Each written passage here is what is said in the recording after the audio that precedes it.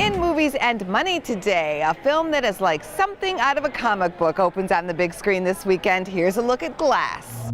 I specialize in those individuals who believe they are superheroes.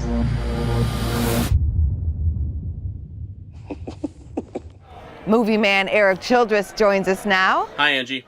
M. Night Shyamalan is back with the completion of a trilogy that apparently was 18 years in the making. Well, that's right, Angie. To explain the kind of tortured process that this series has taken for those who haven't followed the director's career would bore most people. But the Cliff Notes version is that Unbreakable was Shyamalan's follow-up to his breakout success, The Sixth Sense. Now, that film did not come close to matching that success, but over the years has developed a real fan base that proclaim it as his best film.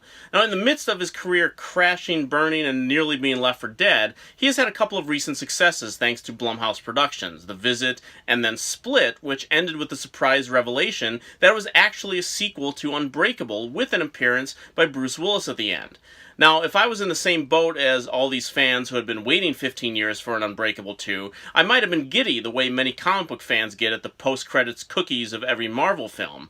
But as someone who has been unwavering in my criticism over his myriad shortcomings as a storyteller and filmmaker, I kind of rolled my eyes really far back into my head. Nevertheless, here we are with Glass. How does this fit into the Unbreakable cinematic universe? Scary that there is such a thing, Angie, and the answer is very awkwardly.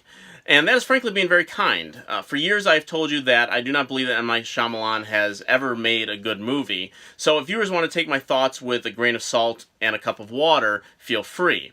But I think even those fans who were excited that he was going to be bringing together the supposed real-life superheroes and supervillains of Unbreakable and Split together for a final showdown are going to be disappointed at best and outright angry at worst. When he began this apparent trilogy back in 2001, moviegoers had not even gotten the first Spider-Man film, let alone the full extent of the Marvel and DC universes, and yet to do some form of commentary on that very world without acknowledging its present cinematic state is just ignorant.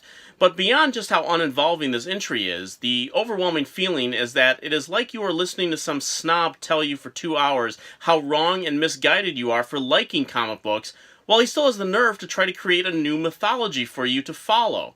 It's a hypocritical, pretentious insult of a film that is, nevertheless, going to make a lot of money this weekend and may benefit from lack of interest with other newcomers up until the weekend of February 8th.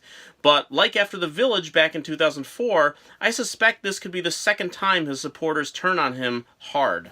Okay then, so could that lack of newcomers over the next few weeks benefit the upside as well, which pulled a surprise upset last weekend? It certainly could, Angie. The Martin Luther King holiday is certainly going to benefit all films this weekend, and the Oscar nominations will pick up some of the contenders next week.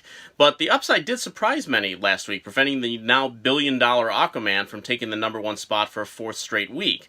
And I think a lot of that credit should be given to Kevin Hart and his fan base. It might not have been one of his larger openings, but for a departure into drama, with some comedy sprinkled in, he helped bring people into the theater, and if word of mouth holds, this could turn out to be a solid $50 million plus pickup for STX Films.